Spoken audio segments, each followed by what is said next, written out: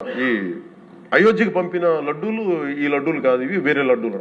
అలా ఎలా తేడా చెప్తారు వీళ్ళు? దానికోసం ప్రత్యేకంగా అంటే అక్కడ నిబంధనలు ఎక్కడా కూడా మీరు నెయ్యి మేము పలానోళ్ళు కొన్నారు మాకు డీటెయిల్స్ ఇస్తా ఉన్నారు. నేను సభాముఖంగా ఎందుకు వాళ్ళకి పేర్లు ప్రస్తావించారు, అది చెప్పిన వ్యక్తులు కానీ వీళ్ళు కానీ.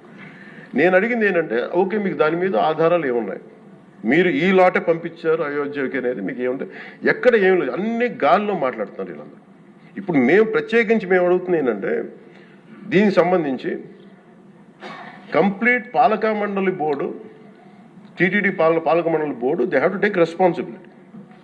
వాళ్ళని ఒక గత ప్రభుత్వాన్ని నడిపిన ముఖ్యుడైన వ్యక్తి వాళ్ళని వెనకేసుకొస్తున్నారంటే అందులో కూడా మీకు కూడా బాధ్యత తీసుకోవాల్సి వస్తుంది. అందుకని సభాముఖంగా మేము అందరికీ ఏం చెప్తున్నామంటే, let the law take its own course. ఎవరైతే దోషులు ఉన్నారో వాళ్ళకి శిక్ష పడాల్సిందే.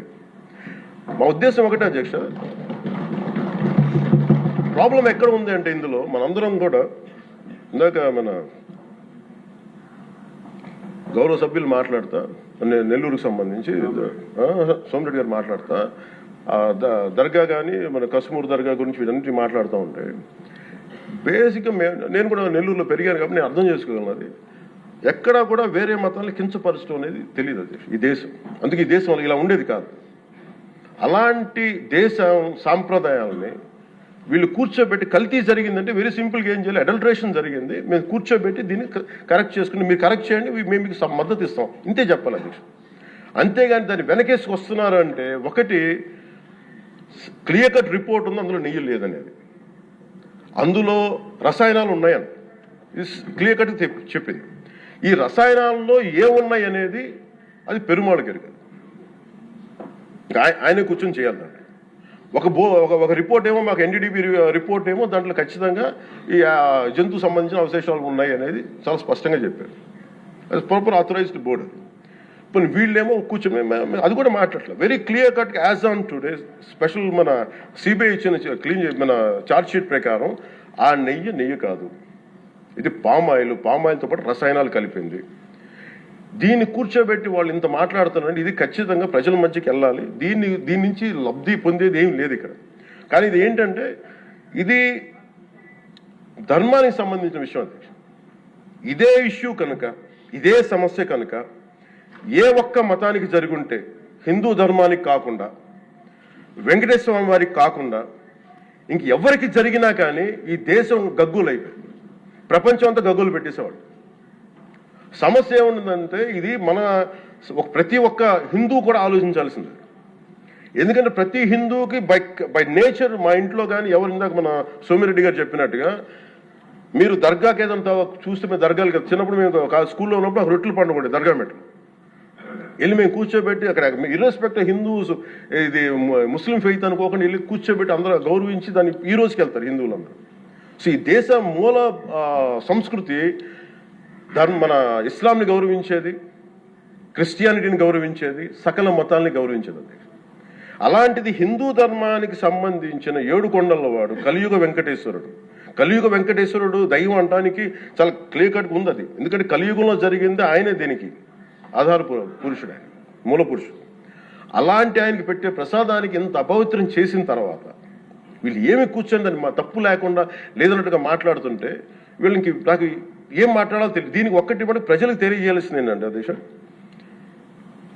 ఇదే వేరే ఇస్లాంకి జరిగిన, క్రిస్టియానిటీకి జరిగిన, జీసస్ క్రైస్ట్కి జరిగిన, మహమ్మద్ ప్రవక్తకి జరిగిన, అల్లాకి జరిగిన ఇలా ఉండేది కదా అధ్యక్ష. వాళ్ళు ఆ రోజు మన కౌన్సిల్లో కూడా అలా పటాలు తీసుకొచ్చేవాళ్ళు, వేరే ఏ దేవత అయితే. బికాజ్ ఇది హిందువులు కాబట్టి, వీళ్ళ కులాలతో ముక్కలుగా అయిపోయి ఉంటారు కాబట్టి, హిందువులు తమ మతాలను ఎడాపెడా వీళ్ళు జోకులు వేసుకోగలరు కాబట్టి దీనికి సీరియస్నెస్ లేదు అధ్యక్ష. Before blaming anybody else, every Hindu has to take a responsibility for this, every Hindu. ఎందుకంటే మన ఇస్లాంని మనం ఎందుకంత కూర్చోబెట్టేంత వాళ్ళు గౌరవించే విధానం చూస్తే నిజంగా మనం హిందూ ధర్మాన్ని పాటిస్తే మనం గౌరవించుకోలేమో అనిపిస్తుంది మనకి.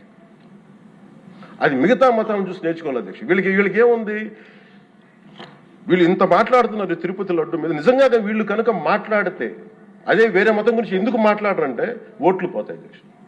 హిందువుల ఓట్లు చాలా ఈజీగా ముక్కలు కులాలను చేసి పెట్టేసి పోతాయి.